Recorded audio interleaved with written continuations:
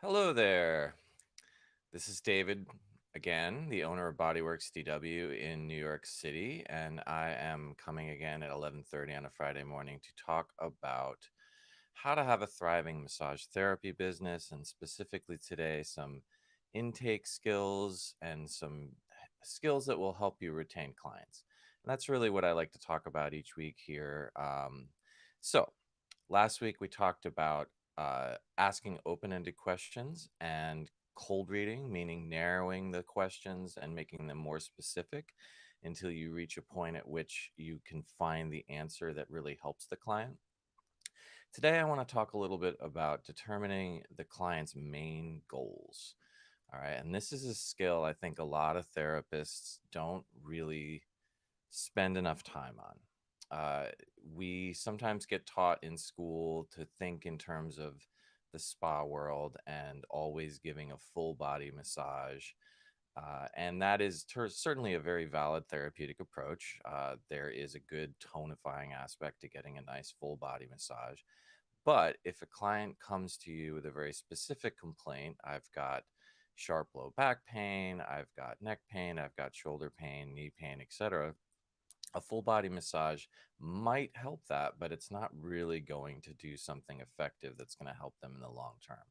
And so determining how to create a more focused session is a really big skill and a really great use of your time during intake. And it won't take very long to help. So what do I mean by determining a client's main goals? So if, like last week, you start with the question, what brings you in today? And a client starts giving you a real laundry list of issues. My neck hurts, my back hurts sometimes, my feet hurt sometimes. It can be really helpful once you get all of that history and all of that data to help hone in on a specific goal for the session, because promising that you're going to fix all of the issues that a client lists for you in a 60-minute session is not going to work in most cases. It's very rare that that actually happens. And it's a bit of over promising, and you're going to wind up under delivering almost all the time. And so, the first thing that you want to really make sure that you're not doing with clients is over promising and then under delivering. You'd rather under promise and over deliver so that they get really excited, they get more benefit than they thought they were getting out of the session. So once you get that list from a client that starts giving you a multiple issues, it's really worth your time to stop for a second and just ask something like the following: if you could only pick one of those things to feel better with today, which one would it be?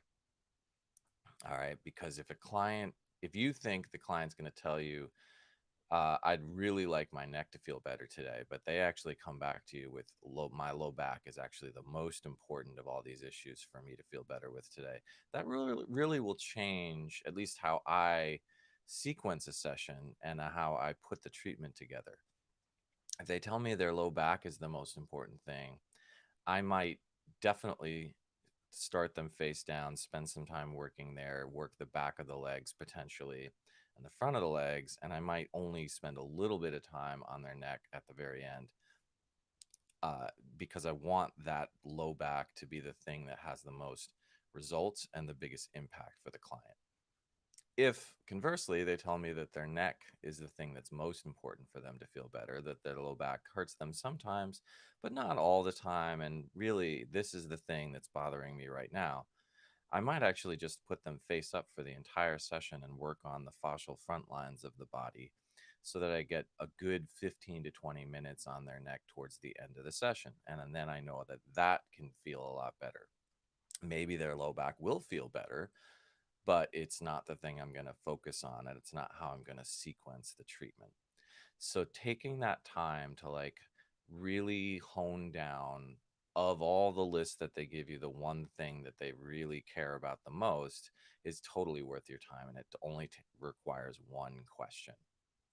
And this does a couple things for you besides helping you design the treatment.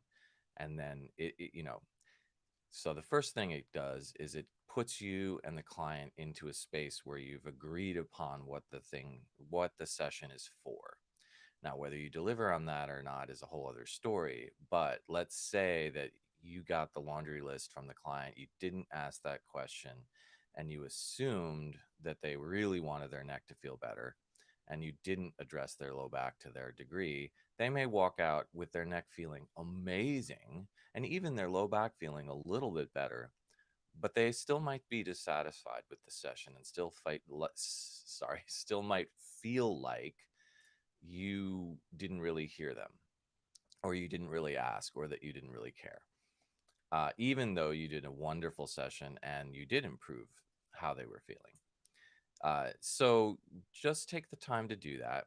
The other thing that will happen when you dial a session in this way and make them choose one of the things that's bothering them is it helps to manage their expectations, because many clients will come in with a feeling that one 60-minute session can solve all of their things all at once, just once, and they don't have to deal with any kind of idea of repeated sessions or follow-ups, which is just not a really uh, it's just not an idea that pairs with reality.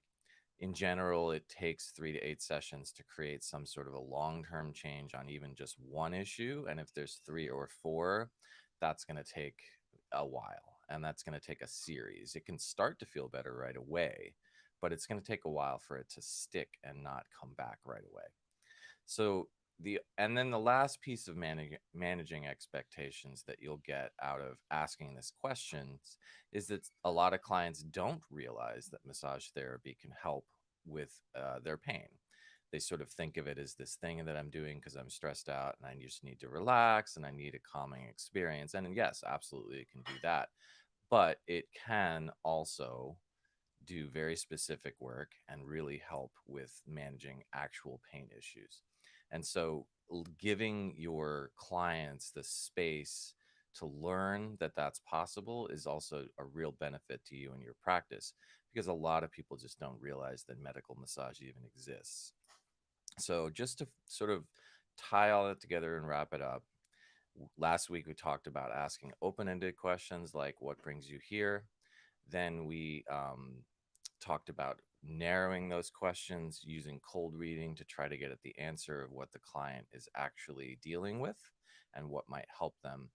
Now you're just taking all of that data and having them choose one thing or two at the most to work on and really improve. And it helps you to create an agreement with the client about what the session's for, so that you can deliver on that agreement and have a really happy and satisfied client. Cool. Hope that helps. And next week we'll get into even more intake skills. Have a great day.